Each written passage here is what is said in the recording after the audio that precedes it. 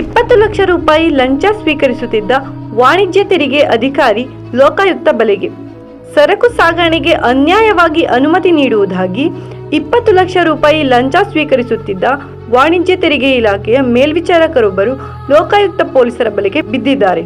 ನಾಗರಭಾವಿಯ ನಮ್ಮೂರ ತಿಂಡಿ ಹೋಟೆಲ್ ಬಳಿ ಈ ಹಣ ಪಡೆಯುತ್ತಿದ್ದ ವೇಳೆ ಲೋಕಾಯುಕ್ತ ಪೊಲೀಸರು ಅಚಾನಕ್ ದಾಳಿ ನಡೆಸಿ ಎಂಆರ್ ನಿಜಾನಂದ ಮೂರ್ತಿ ಎಂಬ ಅಧಿಕಾರಿಯನ್ನು ಬಂಧಿಸಿದ್ದಾರೆ.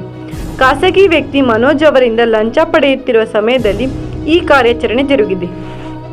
ದೂರುದಾರನ ಮಾಹಿತಿ ಮೇರೆಗೆ ಲೋಕಾಯುಕ್ತ ಪೊಲೀಸರು ದಾಳಿ ಮಾಡಿದ್ದಾರೆ. ಈ ಹಿನ್ನೆಲೆಯಲ್ಲಿ ನಡೆಸಿದ ಸತ್ಯ ಶೋಧನೆಯ ಬಳಿಕ ಅಧಿಕಾರಿಗೆ ಲಂಚ ಪಡೆಯುತ್ತಿರುವಾಗಲೇ ಸಿಕ್ಕಿ ಹಾಕಿಕೊಳ್ಳುವಂತಾಗಿದೆ. ಆರೋಪಿಯು ಸರಕು ಸಾಗಾಣಿಕೆ ಕಂಪನಿಗಳಿಗೆ ಸುಲಭವಾಗಿ ಮಾರ್ಗ ಮಾಡಿಕೊಡಲು ಮಾಸಿಕ ಲಂಚ ಪಡೆಯುತ್ತಿದ್ದ ಎಂದು ಹೇಳಲಾಗಿದೆ.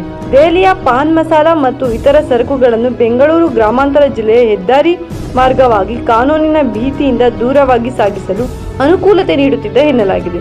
ಲಂಚದ ಮೂಲಕ ಖಾಸಗಿ ಕಂಪನಿಗಳಿಗೆ ಮತ್ತು ವ್ಯಕ್ತಿಗಳಿಗೆ ಕಾನೂನು ಬಾಹಿರ ಲಾಭವನ್ನು ಒದಗಿಸುತ್ತಿದ್ದ ಈ ಪ್ರಕರಣವು ಇದೀಗ ಗಂಭೀರ ತಿರುಗುಬಾಣ ಎಸೆಯುತ್ತಿದ್ದು ಸರ್ಕಾರಕ್ಕೆ ವಂಚನೆಯಾಗಿದೆ ಎಂದು ಲೋಕಾಯುಕ್ತ ಪೊಲೀಸರು ತಿಳಿಸಿದ್ದಾರೆ.